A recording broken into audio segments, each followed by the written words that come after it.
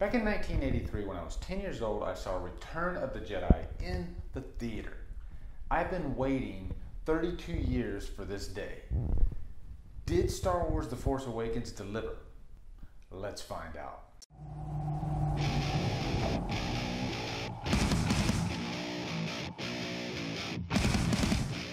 Star Wars The Force Awakens stars Daisy Ridley, John Boyega, and is directed by J.J. Abrams. Guys, as you can tell, I'm a massive Star Wars fan. Just look at my background. I can't think of a movie that has had as much hype as this movie, Star Wars The Force Awakens.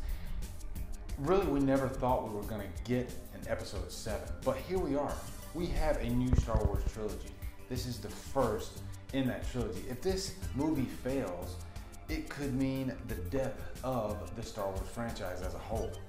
Now let's face it, this movie was in good hands. J.J. Abrams is a great director, and just like the Star Trek franchise, he revitalized the Star Wars franchise. Let's talk about this movie. The story of Star Wars The Force Awakens is actually a pretty simple story. Now, my theater experience with this was really awesome. I waited in line about an hour and a half, and when the opening crawl happened, just like every Star Wars movie in the theater, everybody screamed. But right away, it grabbed my interest because it focuses on the character Luke Skywalker. And that is really what the story is about. The search for Luke. You see, there's this droid named BB, and he has this map, much like R2-D2 in A New Hope. And this map leads to Luke Skywalker. And so the First Order, led by Kylo Ren, is on the pursuit of this map, of this droid, so they can find Luke Skywalker. And during this process, the droid finds Rey, played by Daisy Ridley. And eventually Rey runs into Finn, played by John Boyega. And their relationship in this movie really just could make or break this movie. And they are such interesting characters. And that's really what I loved about this movie, first and foremost, was the characters. The characters don't seem wooden, they seem interesting, they seem to have layers to them. And J.J. Abrams had quite a tough job of setting up these brand new characters that you needed to care about, while also reintroducing the older characters from the previous franchise. Of course, I'm talking about 4, 5, and 6, not the prequel trilogy. And this movie really is a sequel to the original trilogy, 4, 5, and 6, and that is what is so cool about this movie. It doesn't really mention too much that went on in the prequel trilogy.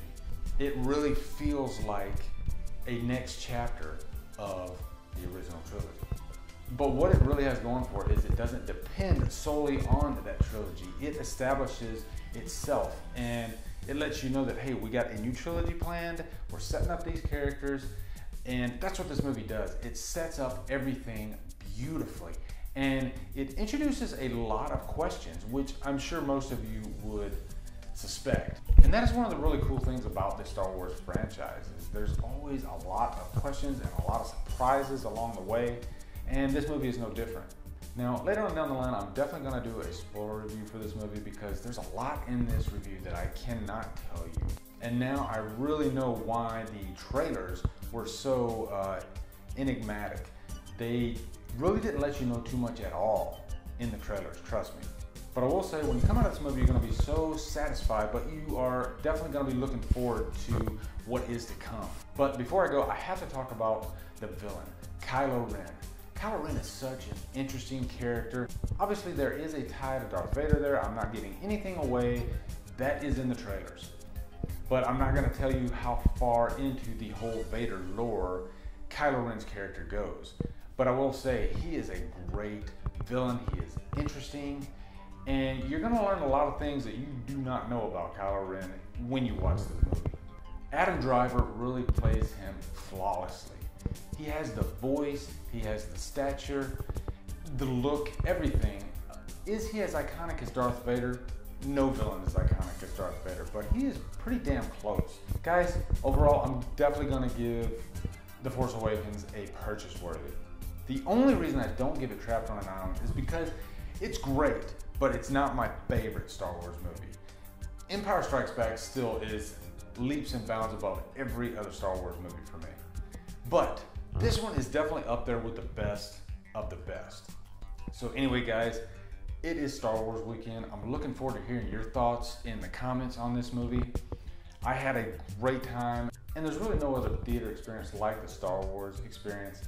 So I hope you guys have a great time seeing this movie this weekend. Looking forward to hearing your thoughts in the comments. As always, guys, thank you so much for watching. Subscribe to my channel, follow me on Facebook, Twitter, and Instagram, and Humdrum out.